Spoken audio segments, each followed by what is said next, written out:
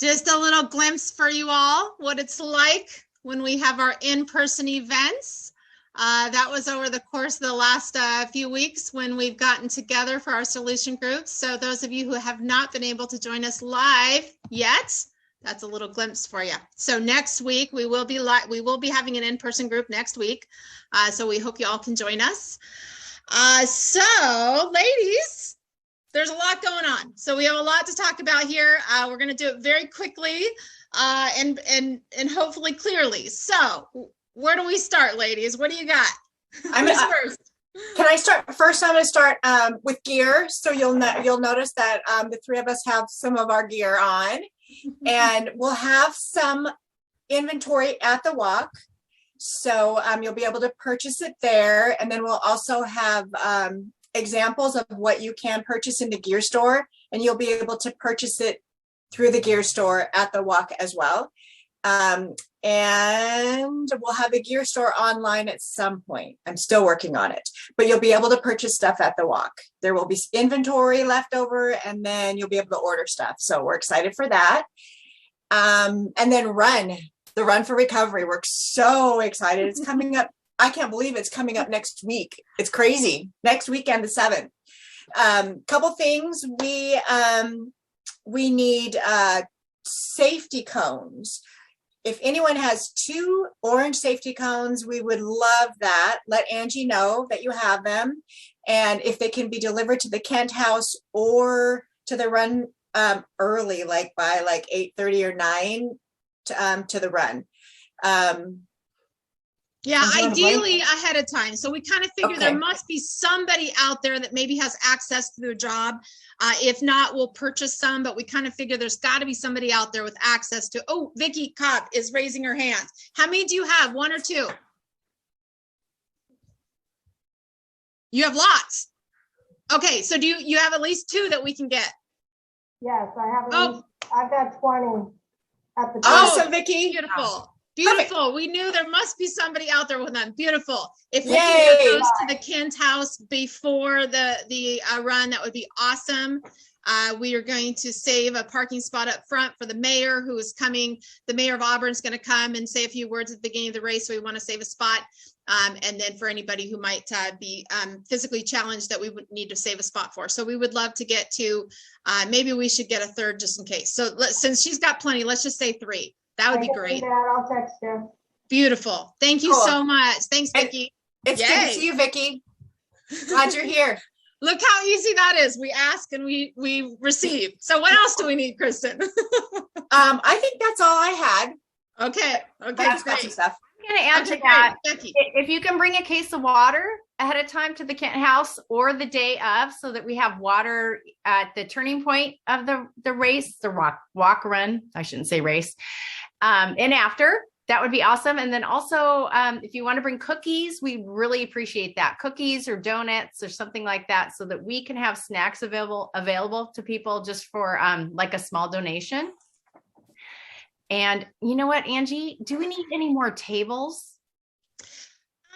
Like, you know what? I think we might be good on that, but we'll make an announcement next week if we do. So hang tight on that. If anybody has any folding tables out there, we might ask you to bring them. But we might be good right now. We've gotten quite a few people in canopies and we're doing good. Next week, all the final things will be coming together. So we'll have those last minute needs for anybody. So, and is that all you have, Becky? Yeah, just water and cookies or donuts. Okay, cool. And the Kale Maddoxes are going to have a table. So when you come that day, you guys, if you want to bring any kind of treats to throw on that table, you're just going to seek them out. And then they're going to have a donation jar and just buy donations. So that's going to be super cool. Speaking of speaking of the day, volunteers. A lot of you have messaged me and saying you're available for volunteering.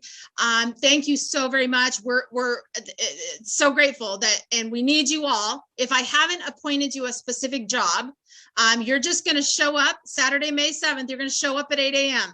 and we're going to find you a job. There's going to be a group of us there that get there at 7:30. And then we're just going to kind of get a lay of the land and have a plan for you when you arrive at 8. So nobody needs to arrive sooner than 8. And then it's going to be set up. Registration opens at 9 a.m. The walk starts at 10 a.m. Then we are going to have music. We're going to have a food truck. We're going to have the donation treats by donation, to raise some funds. We're going to have a raffle. We're going to have all kinds of fun going on. So we hope you all can stay, bring a blanket, bring chairs to sit in the park. Just plan to stay there for a bit. So it's going to be great. And next week we will have all the final things coming together. So for all of you volunteers, if there's a specific job we're going to appoint for you ahead of time, we're going to call you and we're going to get that information to you. Otherwise, you're just going to show up at 8 a.m. and we're going to say, we need you there. We need you there. We need you there. And we'll get it all figured out. So thank you so very much. We really appreciate it. We've just got just so many people just so willing to volunteer. And yes, we need you all. And thank you, thank you, thank you, thank you. So with that, it's not too late to register. If you're not registered already, it's not too late to register. Don't worry, you don't need to run. If you are into fitness and want to run and you want it to be a race, great, good for you. And we're going to be cheering you on. If you just want to relax and just stroll, that's fine too. If you just want to hang out and sit in a chair and listen to the music, that's what my dad's going to do. He's just going to sit and just enjoy the energy. You can do that too. So all the above, you all are welcome. It's going to be a great community event. We want you there. So, and we have 340 registrations as of now. So we're pretty jazzed. The registrations are still coming in. Sponsorships are still coming in from companies, like even after the, like the deadline for print. And so we're making it all happen. We're making the printing happen. We're just so excited about it. So thank you all for spreading the word. Thank you. Just amazing. So it's going to be a really, really cool event. So you just don't want to miss it. And if you're out of state, you can do it virtually with us. There's going to be some Facebook Lives. We're going to do our best to plug people in from online as well as we can. But we need your energy from where you live too. West Virginia, Angela, and everywhere. So, okay. And final thing, tomorrow Moms Group, join us tomorrow morning, Moms Group, 11 a.m. We've just been having a really great time on Wednesday mornings. We just are getting to know each other more. We're discussing the topic from the night before. It's just really a great space to be able to just talk it through. Us women need to talk these things through. And it's just been really, the messages from Tuesday night have been just really a great conversation starter for us to process together and get to know each other more. So we just welcome all of you, whether you've been there or not. Please, you're in good hands. Join us just 1 hour every Wednesday. Come connect with us. And then Renee has been closing out the last 10 minutes or so with some yoga from our chair, which has been really nice. And speaking of Renee, she is going to actually at the Run for Recovery, she's going to have a little area for yoga and stretching. Here's Renee, yoga and stretching before the race. So that's going to be pretty cool too. So anyways, I think that's it for announcements. If there's anything else I think of that I forgot, I'll wrap it up at the end and we'll do some reminders. And let's move it over to the crew. Where are they? Thanks, ladies. Where's the crew? Here we go. All right, Kyle. Kyle is in his corner over there. Kyle's Comedy Corner. There's a couple new people on tonight, so let me just introduce Kyle. He's a manager over at Rebuild Recovery, and he brings us our little comedy minutes in the beginning. So take it away, Kyle. Okay. Well, I am registered for Run for Recovery, but I will be doing the sitting for recovery probably. So some people can join me for that. These broad shoulders don't run. You will have your yoga pants on. Yeah, my yoga pants on. Yeah, you betcha. Okay. So these jokes are kind of brutal. So like a grizzly doing customer service, please bear with me. They are brutal. I'm not kidding. My cousin shoved 28 horse figurines up his rectum. The doctor says he's now stable.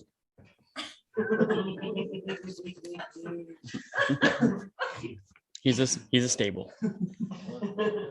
He is the horse stable. That's it. That's the joke, Cam. Yep.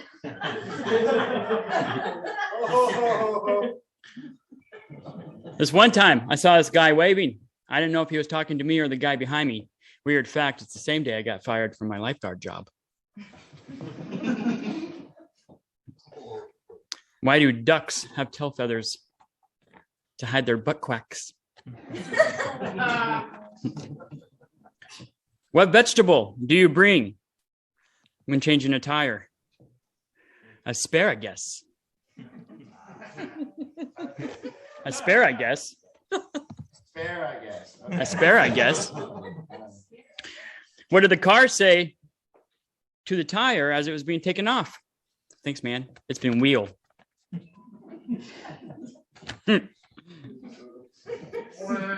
What do you call somebody who sells himself for lasagna?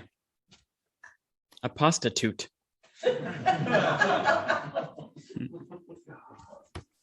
This one's how does a house hide its where does a house hide its money?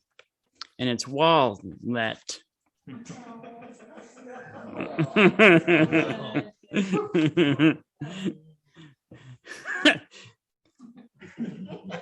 The other day, this guy threw milk at my head. How dare he?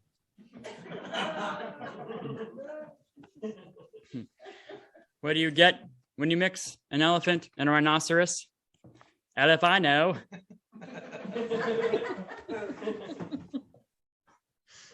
In a race, would a dog or a pie cost win? Who would win a race, a dog or a pie cost? About $6 or $7.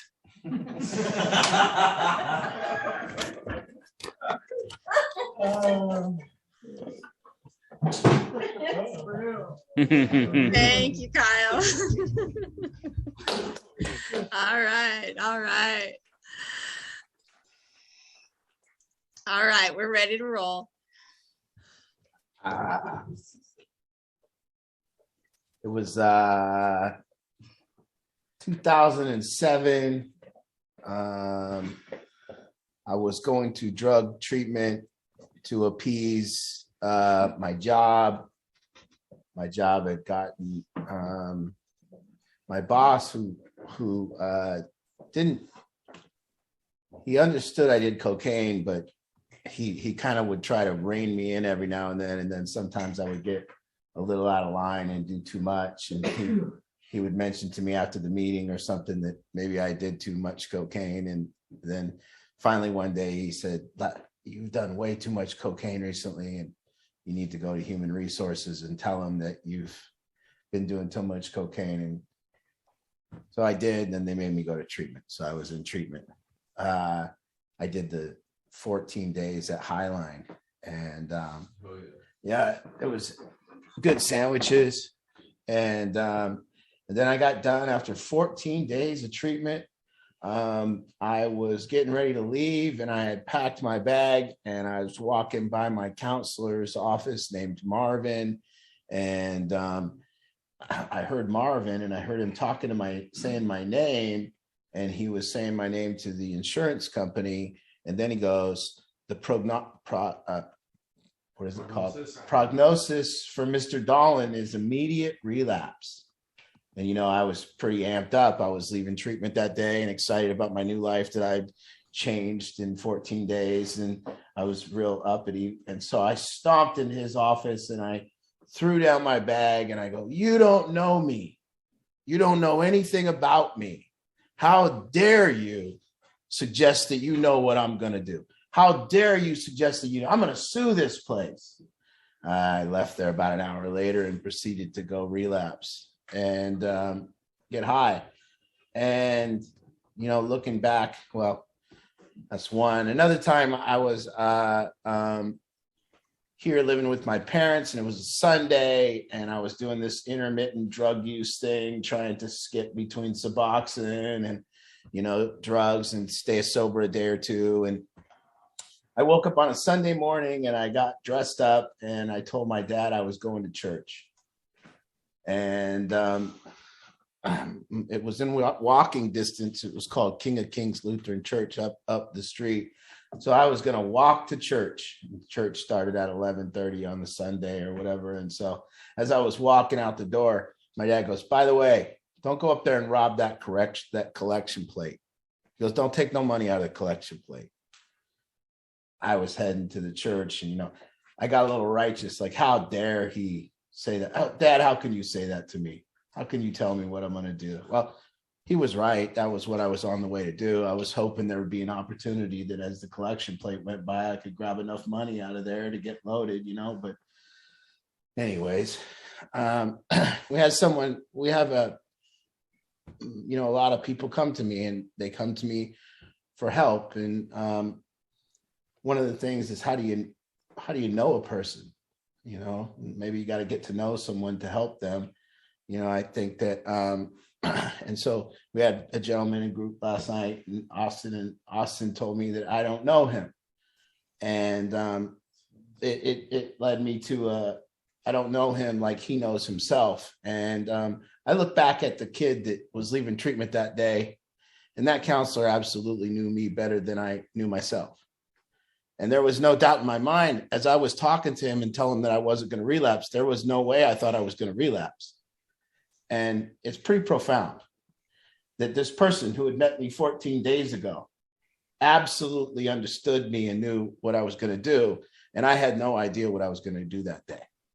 And so as I come to meet a lot of people and sit in consultations with families and meet addict after addict and meet people in early recovery, what you realize is how do you know a person? And what does it take to know someone? Kind of like what it would take for an animal trainer to know all the different animals. See, the animal trainer doesn't have to know where the animals came from. It doesn't have to know their history. A lot of people think that to know a human being, you need to know their history. Well, that would be good. You would know their history. You would know like where they lived, and you would know like their family members' names, and you would know like what year they were born, and you would know some facts about the history of the person, and you could know the facts about the history of an animal too. You could know where they were, hatched or born or birthed or whatever it was, and who their owner was the first time and who their owner was the second time. But would that really make you know something? And so what it means is that to know someone is to know what they're up to know what motivates them. To know an animal is to know what motivates the animal. That's how a good trainer knows what to give the animal and how to train the animal, because he uses the motivation that animal is motivated by. And to know a human being is no differently. To know a human being, you don't need to know facts about their history, it's beneficial. It's nice. It's nice to know, but I don't need to know what you did. I need to know what you're going to do. I took a young man to treatment one time. I drove a van load of people, and we took this young man up to Lakeside Milam in Kirkland. And we drove him up to Lakeside Milam in Kirkland, and we dropped him off. And as I was leaving, I told the rest of the kids in the van, I said, he'll be kicked out within 2 days. And we go back to the house, and of course, a day later, he's kicked out. He said, oh, we need you to come back and pick him up. So we drive back, and we pick up the kid, and we're driving back, and I go, what'd you get kicked out for? And he said, nothing, wasn't my fault. I didn't do anything wrong. And I said, oh, okay, well, how did I know you were going to get kicked out? And I said, how can I verify it with everyone here in this van that I told you you were going to get kicked out? See, I knew that kid better than he knew himself. That counselor knew me better than I knew myself. My father knew me better than I knew myself. Because I don't need to know where you've been. I don't need to know where you grew up. I don't need to know your history. I don't need to know your mother's name. I don't need to know your sister's name. I need to know what currently motivates you. And so how does a person ever get to know themselves? This idea that we come in here and you're trying to change your life. Everyone on here is trying to make change. Well, first of all, you can't change unless you know what you know yourself. And to know yourself, you don't need to know the history of you.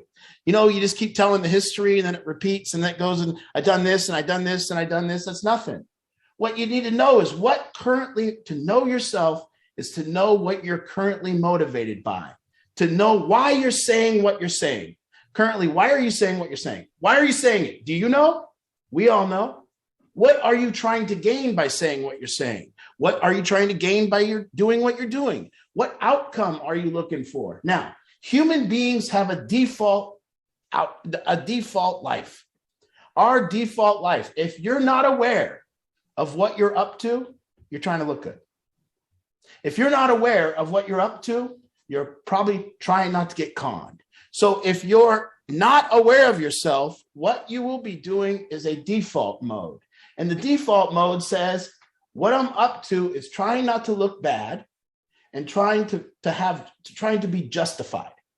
So people are going along in their life, and it's really gotten worse than trying to look good. It's just people trying to not look bad, people trying to stay, and I would say stay in comfort. And comfortable means, one, I don't look bad. There's no ridicule, there's no criticism, there's no one saying, and two, I'm not getting screwed. Now, what happens to a human being that doesn't look bad and isn't getting screwed as they're going along in their life? They're comfortable. You see, as soon as something's unjust, there's a little discomfort. As soon as they don't look good, as soon as there's criticism, they're uncomfortable. So we're sitting here trying to change. What you first need to understand is that most people come to me, families come to me from their comfort zone. You were all here and you've got established in a comfort zone. And I never knew what it meant. I didn't know what two things meant when I was younger. I didn't know what it meant to lie to myself. When people said, stop lying to yourself, I was always like, how do you lie to yourself? How do you lie to yourself? You can't lie to yourself. What, you're going to say I wasn't there when I was there? Say I didn't break it when I broke it? I didn't do drugs when I did drugs? I always thought you couldn't lie to yourself. But you can lie to yourself. You can lie to yourself about what's currently motivating you. You can lie to yourself about what you're up to. You can lie to yourself about what you're doing this action for. You can, and that, when you start lying to yourself in that way, it's because what happens is that our life becomes a manipulation. So I'm really and that comfort zone is this manipulation. And so along with living in that comfort zone, what happens is our life becomes a lie. Our entire life becomes a lie. It becomes a life that's not ours. I was walking in 2011. I'd been sober about 40 days, and my mom dropped me off to the South End Fellowship meeting down in Kent. And after the meeting, I had to walk from the meeting hall to the library. And as I was walking through the city of Kent at 37 years old and on foot, no car, and I had a cell phone my dad let me borrow with a few minutes on it. And I was walking with that cell phone, and I didn't have any money, had a couple bucks in my pocket. And I was walking over to the library because I didn't have anywhere to go. And it was about 1 o'clock in the afternoon on a Monday. And I'm just walking around kind of depressed. And I said, how can this be my life? And that hit me that hard. How can this be my life? And so you got to ask the question, how does somebody end up with a life that's not theirs? How do they end up with this life that's not my life? And it was real big. It hit me. And I looked around and I went, how am I going to get out of this life that's not my life? How am I going to get out of this? And then you hear people say, well, you got to stop lying to yourself and you got to get out of your comfort zone. But that, I didn't even really know what getting out of my comfort zone meant to me. It seemed to mean like I got to go to the ballet when I don't want to go to the ballet. It seemed to me like I got to not watch football when I want to watch football. It seemed to me that I got to hang out with people that I don't like. It seemed to be all those things. It seemed to be this weird thing where my comfort zone and getting out of it meant I got to like go places I didn't want to go. That's about what it meant to me. And I couldn't really figure out how that would help me. But what it really meant is that I was lying to myself about why I did the things that I did. And I had a hard time saying the truth.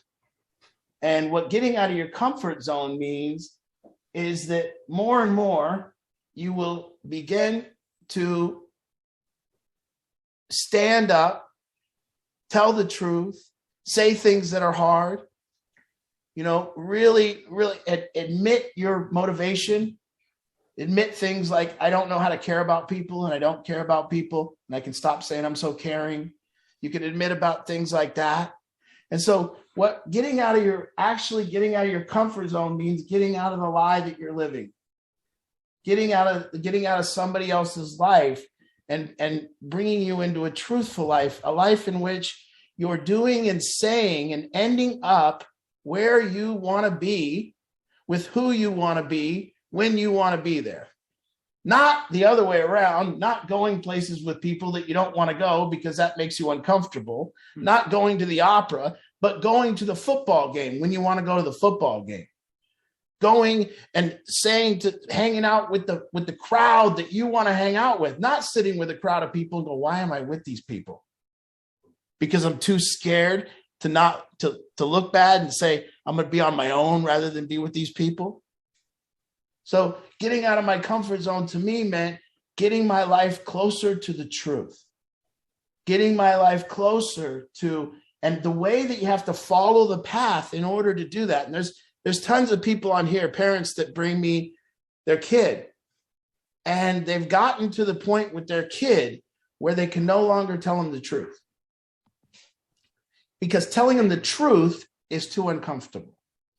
Actually telling them the truth is too uncomfortable. So instead, the way they live is a lie, and that's their comfort zone. And I bring them in for a consultation. I go, guess what? You got to get out of your comfort zone. What does that mean? You got to start telling the truth. Oh, no. I don't know if I have the power or the nerve to tell the truth anymore.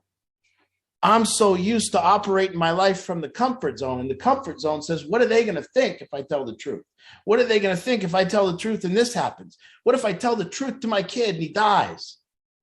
What if I tell the truth? I got to quit getting you drugs and then my kid dies. What if I tell the truth to my friend and say, hey, listen, I can't hang out with you, friend, because you're doing dope and I can't have you around. And then my friend goes and dies.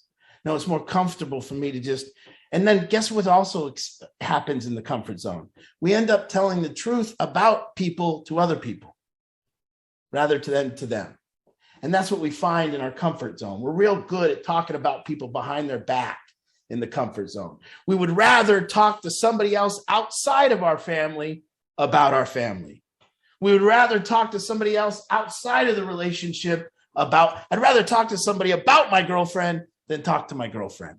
I'd rather talk to somebody about art rather than go face art. I'd rather talk to somebody about my boss rather than facing my boss, because I'm in my comfort zone, and my comfort zone is a liar. And people are looking at me in my comfort zone and they go, I know what you're up to. I know how it's going to turn out for you. See, I asked my mom later in life, before she died, I brought my mom down and I said, Mom, where's my sister Shelly going to be in 20 years? And my mom said, well, Shelly loves her house. She's going to probably be retired from Kenworth, and she's going, or PACCAR, and she's going to retire from PACCAR, and she's going to kind of watch her shows and hang out and live her life. And I said, yeah, that sounds about right. And I said, where's my sister Candy going to be? And she said, well, Candy will be retired also, and she'll be with the grandkids and the family, and they'll be going on vacations, and they'll go a couple vacations a year, and they'll travel and go camping. And I go, okay, I got that too. And I go, where am I going to be? And my mom goes, I don't have no idea. And I said, that's right. Wherever the truth takes me, that's where I want to be. Not my comfort zone. I don't want to live in my comfort zone. And I've lived in my comfort zone, and I've been a liar. I've been a liar to my parents. They knew what I was up to, but I was too scared to tell them. You know, I was too scared to look at myself. And so there's this path that we're asking everyone to kind of get on, which is, how do you go from living a lie? And a lie means there's all these things going on in your life that you don't like. There's all these things, and you feel powerless to a lot of them. And it's just not your life. And you would change all these things if you could change all these things. But you can't change all these things because you're too scared to tell the truth. Because if you tell the truth, then you look bad. Maybe you look mean, or maybe people say you're not nice, or something like that. And you got so used to lying that telling the truth seems real hard now. You've set a precedent where you're so used to talking about the people behind their back that if you went up to them and told them to their face, you'd be the mean one. You've allowed for so many things that now if you stop allowing for it, you're an asshole. That's what happens, the comfort zone. And so one pathway to this is to start really, really small and getting and observing. And what I did to get to the life that's now mine. And I can tell you, I live a life that's mine. It's mine. I'm always doing what I want to do, and I'm always with who I want to be with. And I tell the truth to everyone, how I'm feeling, whether they like me or not. And, you know, I can't say, I say that was a lot of hard work. And what it took was being honest with my motivation, being honest with, you know, why I'm doing what I'm doing right now. Why am I doing what I'm doing, and what outcome am I looking for right now? And, you know, they're so unclear about looking at their own motivation that most of the time, I will tell you, almost 100% of the time I meet people struggling, everything they're doing throughout the day is not for an outcome. Nothing is for an outcome. What is it for? It's for to look good, to be justified, to not get screwed, and to be right. And that's the default comfort zone. And so that's how people end up with these lives that, you know, aren't theirs. And guess what? I've been in a position where I lived a life for time in my life. And people don't get mad at you for living the lie. People will let you do it for the rest of your life. They will let you live whatever lie you want to live, as long as it doesn't affect them, and as long as it doesn't hurt them. You can live whatever lie you want to live, but they'll be mad at you when you start telling the truth. They will feel offended. They will feel that you've changed. They will feel that you let them down. And what you really did was you were lying and you started telling the truth. And so whenever you want to start, and whenever you want a life that is not comfortable, but a life that's true, and it's hard work, you know, and I'm not saying I'm done. I'm saying probably right now what's going on is I don't even know myself as well as you all do. Which, I mean, really look at this. That's,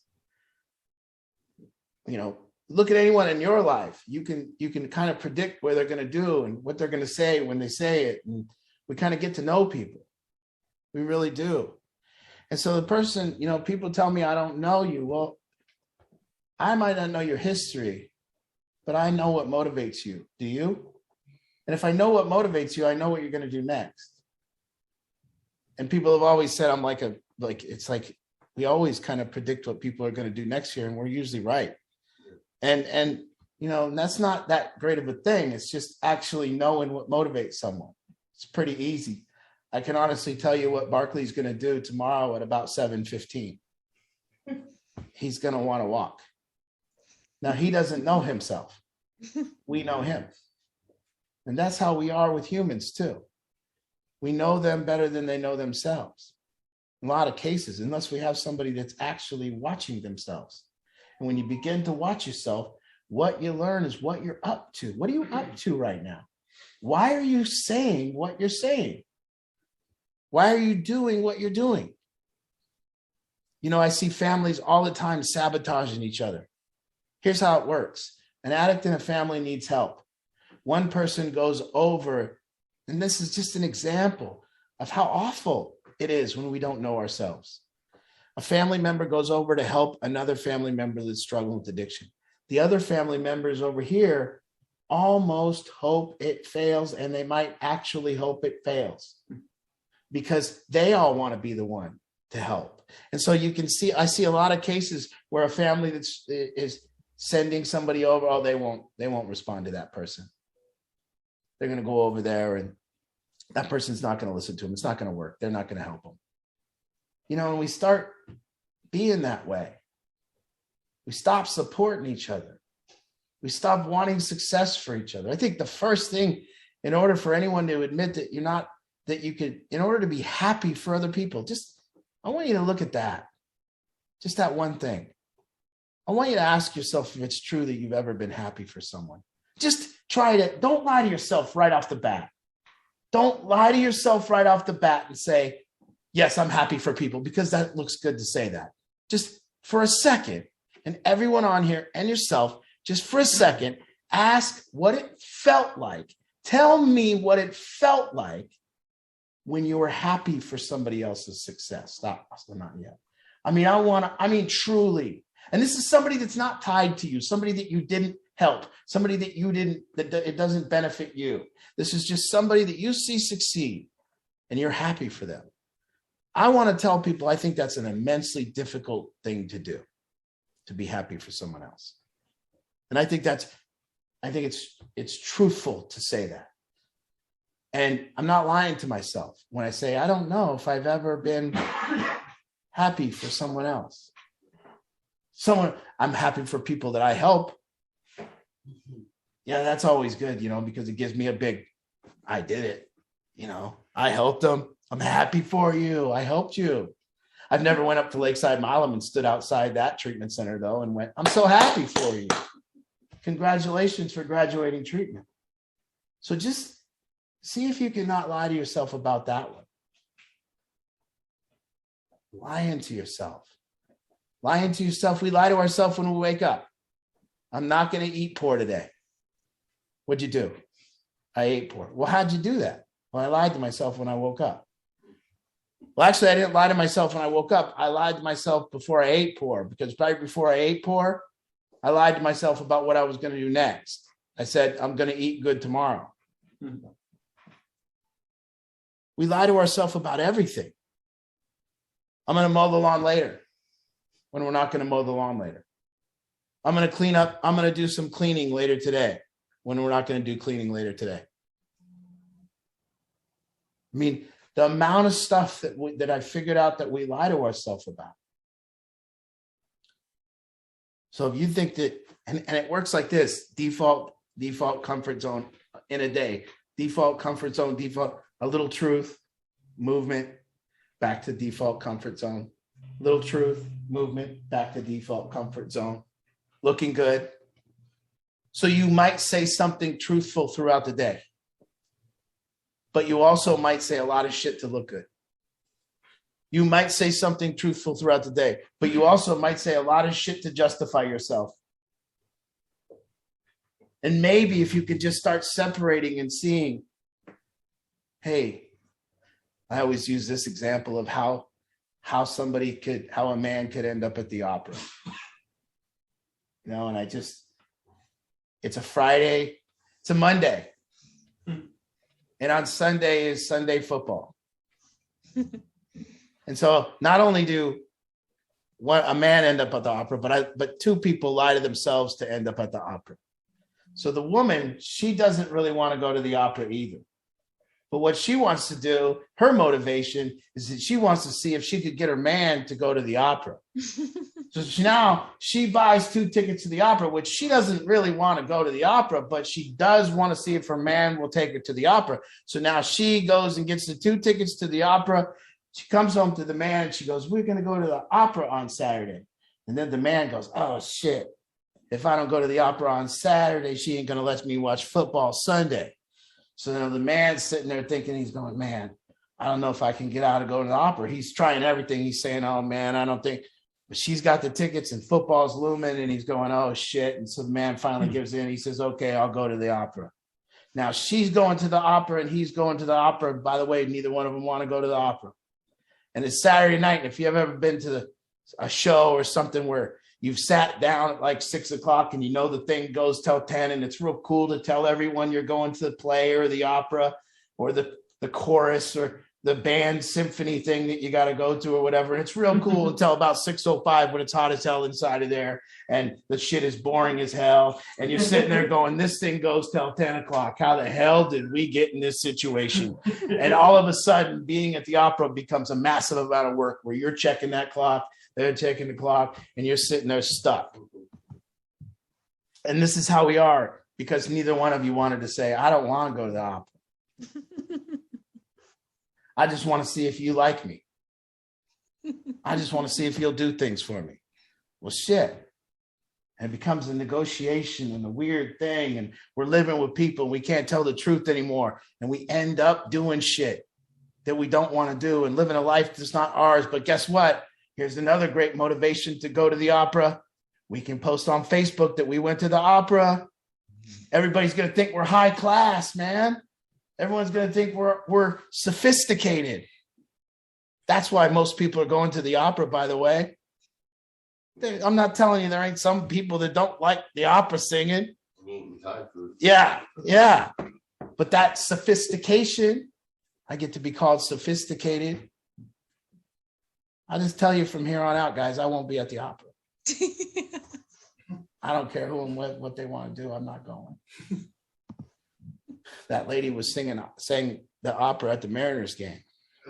She ruined my 6th inning. It was terrible. Song. Yeah, it was terrible.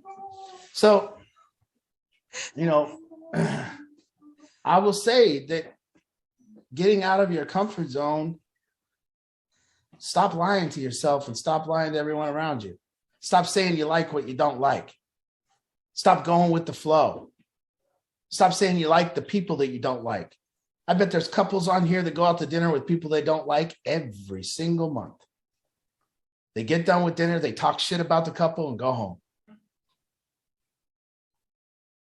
Talk behind their back, don't say the things to their face. They go just for the new information and the updates on what a piece of shit the couple is they're having dinner with. People going to hang out in houses they don't want to hang out with the people they hang out with. Live in a lie. But it's comfortable because guess what? You don't ruffle any feathers. You don't look bad. You don't get screwed. Very comfortable. So you do know people. We do know people. We know people, all of us. We know people better than they know themselves. I don't know how many hundreds of times I've seen two people in this program go for a walk, a guy and a girl. So far, out of the 100 people I've seen go for a walk in this program, couples, girls and guys, all 100 of them told me they don't have feelings for each other. All 100 ended up together. It's been 100 for 100. We've seen two people in this program go off together alone. And out of 100 people that have done that, 100 have hooked up. And all 100 have also told me I was wrong. We don't have feelings for each other. Marvelous. Really, really marvelous. How do you lie to yourself? Very, very few times. Hey, I've never heard a guy in this program actually say, hey, Art, the girl in your program, I'm trying to sleep with her. Not once. Not once. No one's ever said that. How do you do something and never say the truth about what you're doing? It's incredible. Somebody goes, hey, you took the girl, you separated her from the pack, you went and bought her some food. You trying to sleep with her? No. No. Why not say yes? That's how you get to a truthful life. That's how you get where you want to go. What does it look like I'm trying to do, you idiot? Why are you asking me if I'm trying to sleep with the girl? Did you not see me separate her from the herd? Take her out to get something to eat. What, you think I need another friend? Shit, you think we're talking about football? I don't need any friends that are girls. That's what I want to hear. I do not need any friends with girls. Of course, Art, she's a good-looking girl. I'm trying to sleep with her. Why don't you shut up? Nope. Big House Van used to go to AA meetings every single day. No meetings, nobody wants to go. No meetings, nobody wants to go. No meetings, nobody wants to go. We parked the van. You guys want to go to meetings? Nah, we don't want to go to meetings. You put one good-looking girl in that van. It filled up and everybody wanted to go to the meeting. You guys all trying to sleep with that girl? No. No, we just want to go to a meeting, Art. So full of shit. Yeah, so full of shit. Oh, that's another one that the couples in this program have said over and over and over. We help each other with our recovery. He's the only person I can talk to. She's the only person that gets me. Hold each other accountable. Yeah, we hold each other accountable. Shit. So here we are. Parents come to me living a life that's not theirs, doing things they would never do for kids because they're scared, because they don't want to get out of their comfort zone. They don't want to look bad. And it's about to kill someone. Behavior that will hurt, but it's easier to do that because I'm worried about what it looks like. We all do it. Comfort zone. And very rare are we, able to get outside of that with truth. For the most part, today, most of us just lived in that zone. We didn't risk anything. We didn't say anything to anyone that would cause us to look bad. We played nice. We lived a lie. And then if somebody did something stupid that we didn't like, we waited until they left to talk about them like a civilized adult. Hey, wait till they're out of the room before you start talking about them. Come on. Don't keep lying. Are you about to talk to their face? Stay comfortable. So it's very sad, really, that as human beings, our comfort zone is a lie rather than the truth. I don't know if that's true for everyone. But it seems that we get real comfortable not telling the truth. Not telling the truth of what we think about people. Not telling our feelings, not telling people our opinions. And letting people do things to us that we don't want done. And then excusing it and justifying it. It's a lot. So I can tell you that for me, it's foreign at this point. That life that I had, and I said I couldn't figure out how I got a life that wasn't mine to the path to getting a life that's mine. I can tell you what happened between there and there. And it was a lot of hard truth. A lot of hard truth, motivation, drive, I guess, but mainly to get the people around me that I want around me and to get to do what I want to do all day and live the life that I want to live. I had to stand for shit and tell the truth. And it costs. It costs you people. It costs you friendships. It costs things. And you got to let that go. And you just keep standing and you hope. And you don't look good to some people. Some people don't like you. If you're sitting in this room and everyone likes you, you got a problem. You probably got a problem. I mean, maybe you've done the work to be so truthful that people are liking you, but maybe not. Maybe it's just because you say and do whatever people want to hear. And you're scared to get out of your comfort zone. Maybe you got to find your voice. Maybe you got to stop setting precedent and let people do things you don't like and then wait and then talk about them later. Just step up your game. Maybe that'll lead you to the life you want. And maybe you have the life you want, but maybe you don't. And if you don't, then this is the suggestion. And maybe you're on here and you have kids that are addicts and maybe not behaving the way you want them to behave. And maybe you spend a lot of time talking about that to other people but not them. But, maybe you got to spend more time telling the truth to them. And maybe you got to say it in a way that's not hurtful, but in a way that they know you're hurt. A way that they can see the truth so that they can stop doing whatever they're doing. You see, my dad told me a lot of times that he was done with my addiction. He told me a lot. He told me over and over and over he was done. But he only told me one time, truthfully, that he was done.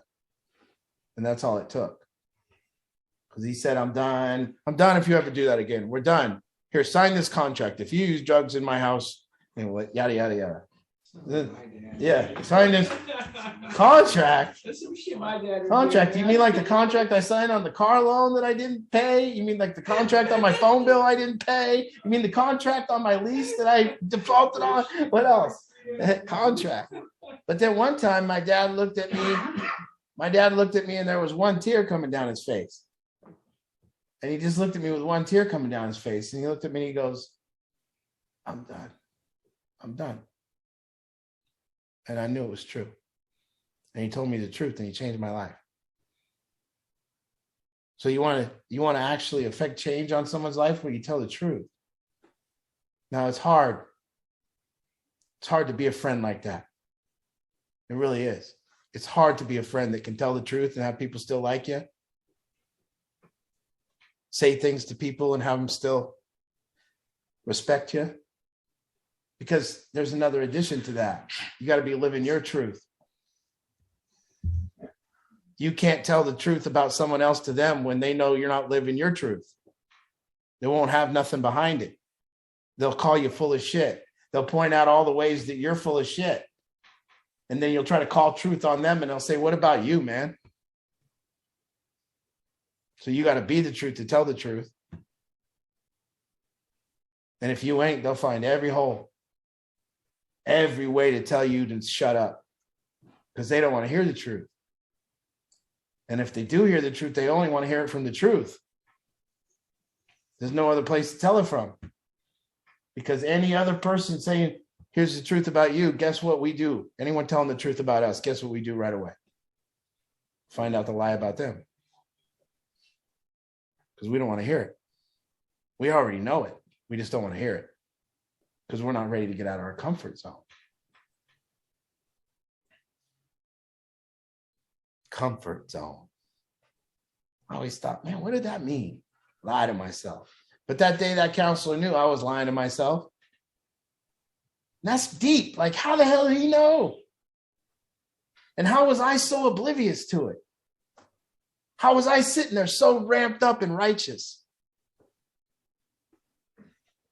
But see, that's why we know too, because it takes humility. See, it takes you being able to say, well, shit, I've led my life off the rails a lot of times. I must lie to myself to lead my life off the rails a lot of the time. And then someone just told me they know me, but I lie to myself a lot. So am I lying to myself now when I say they don't know me? And are they telling the truth when they say they know me? But if I'm not ready to question that, then I'm also not ready to stop lying to myself. And I'm probably going to take my life off the rails by lying to myself again. So when someone calls us and says, you're lying to yourself, and we say no, how would you know? You didn't know you were doing it before. You woke up and said you were never going to use drugs again. You spoke in the treatment program and told everyone how you were going to stay sober for the rest of your life, and you didn't do it. You did that 11 times. You got your paycheck and said you were going to save money, and you didn't. You got an apartment and said you were going to pay the man. You didn't. You got a car and said you were going to pay it off. You didn't. You got your clothes and said you were going to take care of them. You didn't. You got responsibilities and then you got rid of them. Well, how'd you do all that? You did it by lying to yourself. And how do you know when you stop? Well, when you stop, you'll start seeing evidence of it. You keep your word. Deliver on promises. When you keep your word, deliver on promises, not let people down, you might be in the realm of knowing yourself. Because somebody says, will you help me move on Friday? You either say yes or no. But you don't just say yes, because you know yourself and you know you might not be able to make it. So you say, let me think about that. I got to keep my word. And I don't really know. So no, I can't help you Friday because I just can't make that happen. That's also keeping your word, telling people no. But you can only do that when you know yourself. Sometimes Angie will say, I'll say, hey, let's schedule this, or this on Thursday. And then Angie will go, you don't work on Thursday like that. We can't schedule that on Thursday. And then I'll go, oh, you're right. And then sometimes I'll go, no, I'll work on that Thursday. And then Thursday comes and I'm like, go ahead and cancel this, and this. And she's like, I told you. But that, I didn't know myself. She knows me better than me in those cases. Now I've learned, don't schedule nothing on Friday. I'm leaving. I won't want to be here. You know. So this is it. We're here, recovery. Recovery from what? Who cares about that? Getting to know ourselves. Getting out of our comfort zone. Learning to get a life that everyone on this thing. Solution? Yeah, we all sitting here talking about wanting a life that we want. That we own. That we're in command of. I get to do what I want to do. Okay. Maybe there'll be some questions. Such a good topic. So good. All right, let's open it up, guys. So comments, questions, any shares are welcome. And the way you let me know, you just get in line by the raise your hand feature on your device. I'll raise my hand here to show you. And if you can't figure that feature out, no worries. You can just unmute yourself, whatever you got to do to get my attention. And we've got plenty of time. And so please. What resonated? You know, sometimes I get to the point where I'm telling the truth and it'll be the truth. It'll be my truth. It might not be the truth, but it'll be my truth. And I can see people that think the same thing that I think and also think it's true. And I'll be in like a public setting or something. And people will be looking at me, not like, you can't say that because it's not true. They're not looking at you like, don't say that because it's not true. They're saying, you can't say the truth here. You can't. That's what they're saying. They're saying, Art, don't say the truth here. You're going to piss everyone off.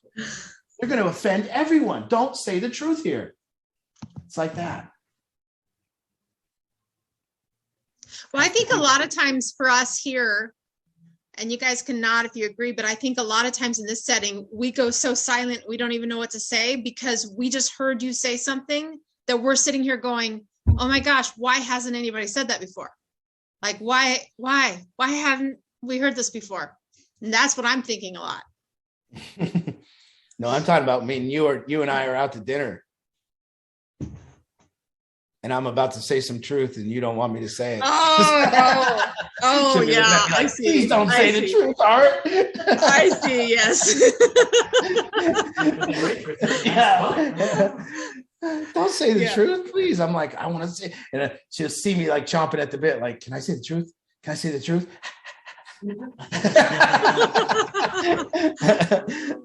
No, true. You're gonna piss people off. That's true. You say your It's true. truth, like, so could you be like, when you speak your truth, could it be when you're lying to yourself, it's like a falsehood truth? Maybe. You believe? Or- Well, you give me an example. I don't know. I just Like delusional thinking? yeah, like because Yeah, like when I said, you're lying to yourself, I mean, you fully believe what you're like. You couldn't realize that you were lying to yourself for a long time. Yeah. Yeah. Yeah. Well, you know, I don't like this. Now, is that true that I don't like it? Or am I saying it because it looks good to say that? You know, like being around a bunch of people eating Thai food. You know? I know you don't like. Yeah, and then I go, I don't like Thai food. Oh, you can't say that here. Why? It's a Thai food restaurant. Yeah, whatever. You know. Well, one of the things that comes up here is whispers about someone being high. I don't know if anybody's watched over the past 5 years, but if somebody comes to me and says so-and-so's high, I go right to so-and-so and I go, are you high? Yeah. And, you know, and I get right in their face. Are you high? Oh. And then the person goes, Yeah. Well, no. And everyone else is like, should we UA him? We should UA him. Maybe we should get a UA. You know? And then they see me go to the person goes, you don't need to UA me. I'm high. Yeah. But it's not comfortable. And then the person goes, no, I'm not high. And then you go, yes, you are. No, I'm not. Yes, you are. No, I'm not. And then you got to stand for it. And then some of the people scattered like, oh, maybe he's wrong. Maybe he's wrong. We can't offend her. Maybe they're wrong. And so everyone scatters and goes, I think Art's a little crazy right now. Maybe he's being a little hard on him. And then you got to keep standing. No, I know it. You are high. And then finally, eventually, they are. And you're the one standing. But everyone else left. And that's what it feels like on a lot of things. And you stand alone sometimes. And no one else will stand there, and you wait in faith, saying, hey, you got to live your truth. If you're wrong, you're wrong. So what? What do I got to do? Apologize? No problem. Done that before. Will I be sorry? Yes. If I got it wrong, I'm sorry. But I'm still going to stand for what I believe until I don't know it's the truth anymore. I'm not going to back down from it. That's what it takes to be a friend to anyone. Friends don't let friends let the demise of their life go on. Don't let people we care about. All the lies in Seattle. It's just simple. All the lies end when somebody goes, I care about the homeless people in Seattle. Really? Would you let your grandmother live in a tent in Seattle? No, I know, because you care about your grandma. And you don't give a shit about those people in Seattle, so shut up. And it ends right there. All their bullshit ends right there. If you care about them, go get them and let them live in your house. Because that's what you would do for your grandma or anyone you cared about. You would not let anyone you cared about live in a tent in Seattle and shoot heroin in 20-degree weather. So shut up about you caring about them. You go get them. Too much. You care about them enough to bring up some more dope. Just that lie. Well, what are we doing then? Well, what has got me in default mode that's having me do this? What am I worried about? What fear is there? Why am I doing this behavior? Really, why?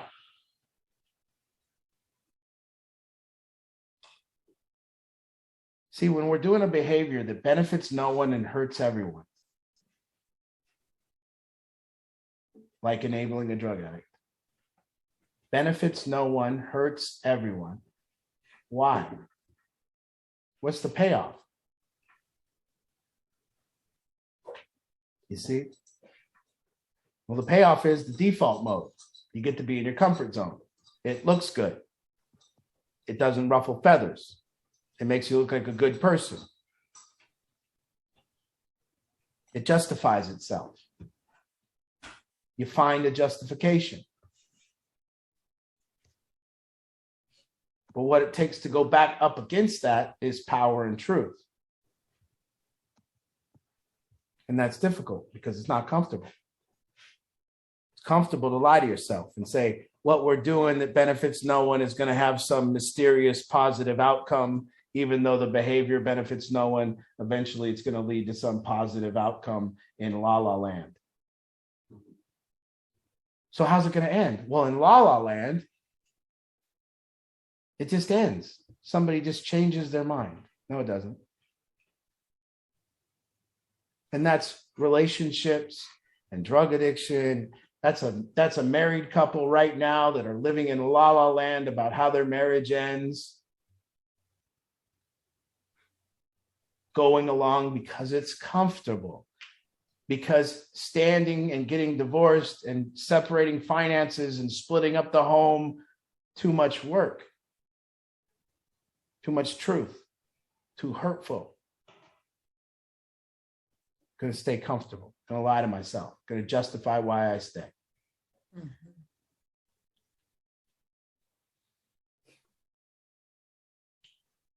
But we haven't had sex in 10 years. Stick it out. It'll change in La La Land. Have fun with that. See, comfort zone's La La Land. It's like, well, you're at a job you hate. Well, how does that end? Well, in La La Land, my boss comes down and gives me the better job. No. No, it doesn't end that way. It's just going to suck forever. Have fun. Well, it's comfortable. But it's not the life you want. But it's default and it's comfortable. But it's not the life I want, Art. I know. Because to get the life you want, you have to tell the truth. You have to stand alone. You don't get any friends. The life you want has no friends. No friends that you're looking good for to do it. Your friends ain't going to come and say, hey, let's help you get the life you want. In fact, they're going to judge, risk. They ain't going to be there. You're going to be alone.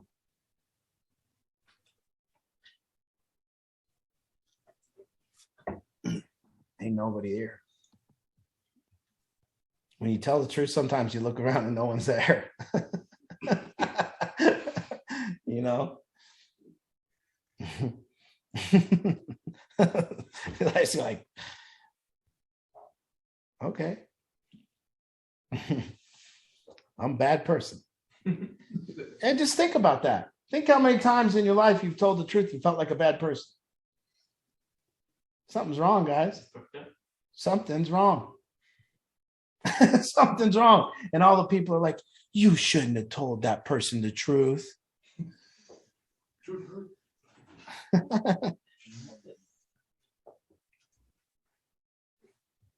How does a person make it to American Idol audition and not know how to sing? Yeah. What kind of friends do they have? You know? Yeah.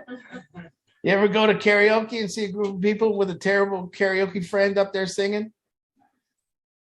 No one can has the balls to go, hey, dude, You suck. you suck at karaoke, dude. Don't do that. You look like an idiot up there.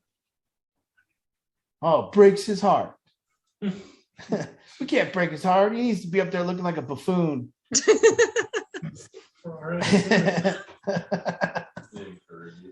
That's why karaoke sucks. That's why karaoke sucks. Karaoke sucks because most people are lying. They're lying to themselves and people are lying to them. They go up there, lie to themselves, think they can sing, and then people clap. Yeah, but sometimes it's excruciating. It's like 90% of the time alcohol is involved. Yes, yes.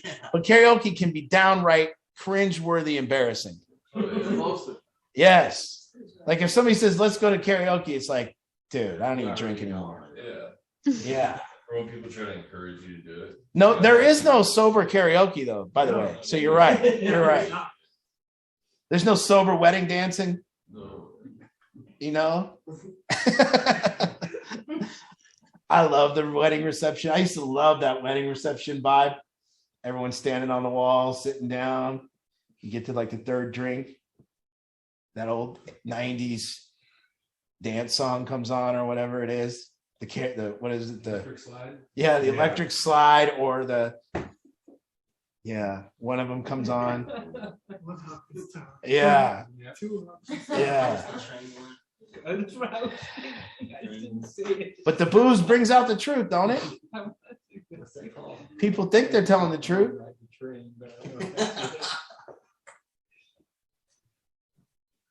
I always like that when you're hanging out with somebody and they never say anything or do anything or tell the truth. They're just a nice person. It's always so funny when they get a little third, fourth drink and start telling the truth. Start telling everybody about themselves. Yeah. Yeah. Ooh. Got you out of your comfort zone. Little liquid courage. Yeah. I hate you, Art. Oh, that's good. That's good. Yeah, yeah. Nah. Yeah. Hey, before we get to the end and I forget, one of the things I forgot in the beginning for preparation for Run for Recovery is next Wednesday, the 4th. Moms group is going to be, instead of moms group, we're just asking all moms that can join us in Kent at 11 o'clock and join us for the day. Mark your calendars. If you're off that day, if you can arrange to be off that day and spend the day with us, it would be awesome. We're going to have our t-shirts by then, and we just need help with sorting the t-shirts and the sizes and just getting all the last minute things done so we can leave that night being prepared and ready for Saturday. And then group coaching is that night as well. So it works out great if you can just spend the entire day with us, get registered for group coaching as well, and sign up on the website for the group coaching. Anybody, whether or not you're a mom coming that day or not, you can come to group coaching that night. There is no cost to group coaching, but you do need to register because we limit the number of people. So get registered on our website. But again, if you can join us, moms, ladies, sisters, all the ladies, if you can join us on Wednesday, the 4th, it's going to start at 11. If you can't get there until say 1 or 2, that's fine too. We can take you for any amount of time. You can join us that day in Run for Recovery preparation. That would be awesome. Thanks. I want to be clear that when I'm saying tell the truth or begin to live a truth, this isn't out of frustration. This isn't out of anger. So what you'll see is people that aren't living their truth get frustrated. You'll see them get resentful. You'll see them get fed up.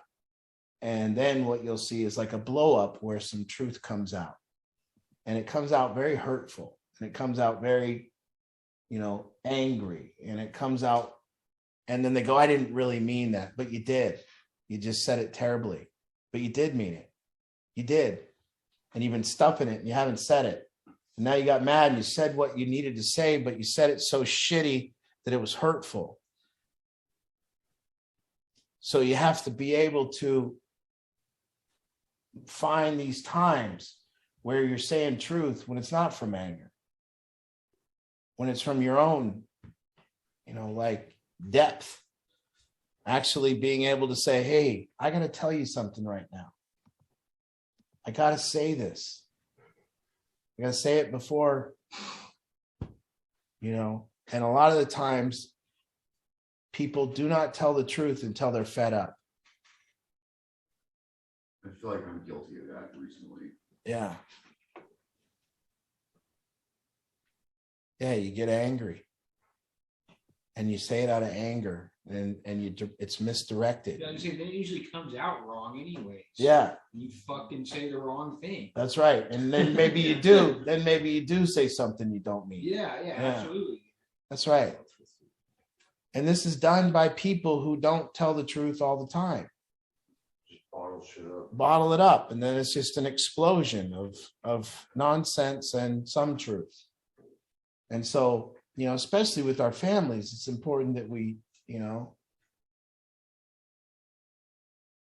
I'm guilty of it, getting to a point with my own sister where I just said stupid shit that I didn't mean. And we have to go back and now we have to meet. We have to talk about the things nicely and go back over them. And you see it from a totally different space if you just say what you got to say calmly. So, yeah, I wish we had some questions though, comments. Everybody's quiet out there tonight. They always are. Yeah. We're going to get Kyle doing a group. Kyle does better than me. They want to talk to Kyle. He's an easy listener. I'm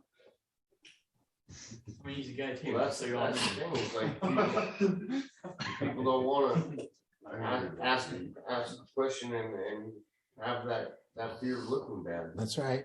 That's right. Oh, Renee's got a question. All right, let's get her up here. Let's go. Yeah. We lost it. What's going on? Hey, Renee. Hi. Hey, Art. Hi. Hi. So it's kind of not the topic totally, but it's something that came up in mom's group last week. Okay. And I was asking about the fact that, I mean, the truth is that sometimes I like to do marijuana because it feels good. It helps me sleep. And I have arthritis. So all of those honest reasons. And I'm wondering what you think about that as far as like, you know, setting an example as a parent of someone that's in recovery, or like, what do you think? What's your honest opinion on that? It should have no bearing on anyone else. I don't see how what you do would tie into what somebody else would do. You know, you got to look at the overall aggregate of a person's life. And when you look at the life that you've lived and the way you've lived it, who is anyone to judge? Who would judge that? And, you know, there are people that can use marijuana and alcohol, and I don't know about anybody in this room, but I know a lot of people that use it really effectively, and it's a tremendous benefit in their life. And I envy you. Well, I mean, the truth is, as far as it goes Not with really. alcohol is not, I'm not good with that because I don't know how to stop that. But yeah, you know, No, I I mean, don't- yeah. Is that as an example for someone in recovery, they can get screwed. I don't, if anyone wants to go, well, you do that, well, then you'd have to measure up the whole thing. And, you know, there's Well, not, you know, it's beyond measure. the context that I was thinking about was how you were talking about, it might have been in one of our group counseling or something, how you were talking about, you know, here we are focusing on the addict and the things that they're doing, and we're not reflecting on the things we're doing and the messages that we might be putting out. You know what I'm saying? Like not being truthful, or, I mean, my kids, they know what I do. I mean, I Well, am. you just told, you know, 60 people in a recovery meeting that you smoke weed. I don't know. I mean, it's as truthful as it gets. So I mean, not a big deal, you know. You can't come to the 5K, but you can. Yeah. We're gonna need a clean UA before you start attending events, but it's okay. Yoga means nothing. Yeah. All Yeah. that is right. No, yeah. Listen, you're a retired air traffic controller, and you've done a lot of good things in your life, and you live it the way you want, and you earn that. And when you're an independent, responsible human being, you get to live your life the way you want to live, and you get to tell whoever will listen to shut up if they got a problem with it. Yeah. That's my 2 cents. Well, Once and you- I was clean when I was working, guys. I never did any of that. But I don't think, you know, like, and I don't think that it is appropriate all the time, because I don't think that when your mind is young and developing, I don't think marijuana is actually, I have friends who are on it, and I mean, literally, they're just not motivated to do anything, you know? So I'm not saying it's for everyone and for every age, but I guess what I was saying was, you know, how you were saying like the intake. I appreciate what you just said about, you know, like I've already, you know, I've lived my life that, you know, whatever, but the integrity as a parent, you know, like when you're, you know, drinking too much, or like you said, maybe lying or cheating or whatever it may be, like, are those just all little things that, you know, we should be honest with our family, you know? Yeah, and I just, like I said, if you can tell you just tell people what you're doing, and you can own it and live the way you want to live. It's only when. Start hiding stuff. So yeah, when I see parents hiding their pot, like their kids don't know, And then the kids are sneaking in, and then the pot's missing, and the parent can't confront the kid because he never told the kid he smokes pot, and you know, and there's this game between the kid and the parent. Like, I can steal his pot, and he'll never say anything to me because he doesn't know that I know that he smokes pot. So I've seen that game played. That's a good one. But yeah, you know, and then parents think the kids don't know. They know everything. So as long as you look, I would look at my kid and go, "Yeah, I smoke it," and you can't. That's what I would do. Well, I get to smoke it. No, you don't. No, you don't. You're my kid. You can shut up. Yeah, I'll do what I want. And you can shut up about it. When you pay for your way and you're independent, guess what? You do what you want. Yeah. And then about your talk tonight, I just wanted to say one thing about that was I could see how you know, not living your truth, how it can slowly permeate your life. Like I've told a few lies in my life. You know, I'd be lying to say that I haven't, or exaggerated stories or something. And I can see how it can just be really easy. Like the next time, like the story might get a little bigger, or the lie comes off of my tongue a little easier. And you know, I mean, we're all kind of guilty of it. That if we, well, I think mainly, worse than telling like a white lie or exaggerating, you know, there's worse than that. And I think what really takes the life off track to a default life is, you know, the daily living of a lie. And the lie just being, I'm doing this for the wrong reasons, or I am, you know, I'm staying in a relationship because I'm, you know, because we're happy together when we're not, or I'm at this job and I'm lying to myself that I can continue to do this, or things like that, that take your life so far away from the life that you're supposed to have, or the life that you want to have. And, you know, the way back is to start looking at these things and saying, where in my life am I lying to myself? Where in my life, and how did I get there? Where did I use? What rationalization? What justification? Where am I lying to myself? And I think that's the way back.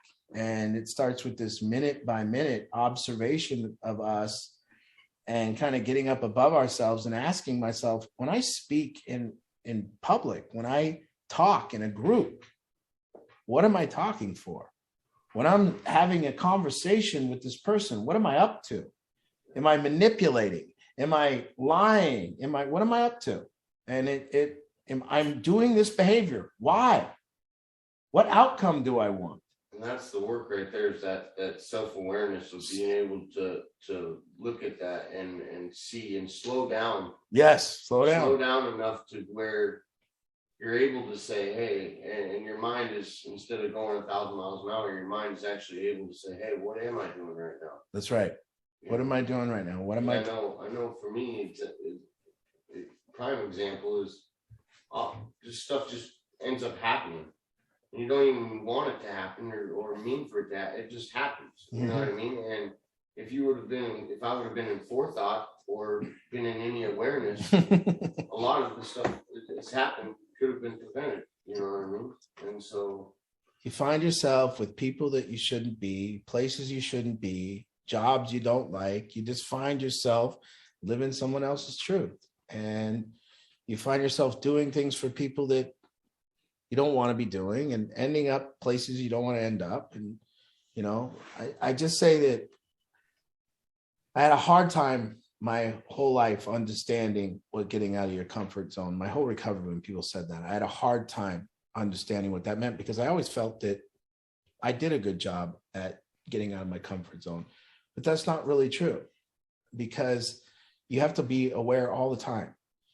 Because if you're not, what you're going to notice is that you actually do spend most of your time in the comfort zone. You don't know how many times that, you know, your mind hears something stupid from somebody, and then you just go, that was stupid, and negates the person. And, you know, you really end up talking behind their back or whatever. And it takes a lot of awareness to go, wait, I like you enough to stop you here and call you on what you just said, so that we can continue to hang out. Because if I don't, I'm just going to go talk shit behind your back because I think you're full of shit. And I need to like tell you that you're full of shit right now so that I can respect you and we can respect each other. And it's a lot of work to keep this clear and to keep the truth around. And, you know, having people around you that annoy you and then actually, you know, learning to like them by telling them the truth and actually having an impact on their life by telling them the truth and calling things out and what it does to the energy and what it does to the people around you, whether that's a job, a crew working together. This is big on crews working together and people working together. How much lies is told at a job every day? How many people are living in their comfort zone, ruining the company, not telling the truth? So say you do in a polite, calm way, go about calling somebody out and they flip a lid on you. Well, you remember, you know, just like we learned in the book, what was the book Leadership called? and self-deception. Leadership and self-deception. There's people that can do it because they're truthful and they get away with saying things. And there's people that when they say the truth, blood spatter comes back on you. And if that's happening to you and you're calling out truth and it's not going over well and people are coming back at you all the time, that would be because you're not living yours. People know it. You didn't come from a place of truth when you told it. You didn't come from a place of care when you told it. You didn't come from a place of love when you told it. So anyways, and kind of like summing it up, you know, there's comfort zone and then there's a world of truth. And the world of truth is a treacherous walk. It's hard to stay there. And we will bounce between the two. And you will go from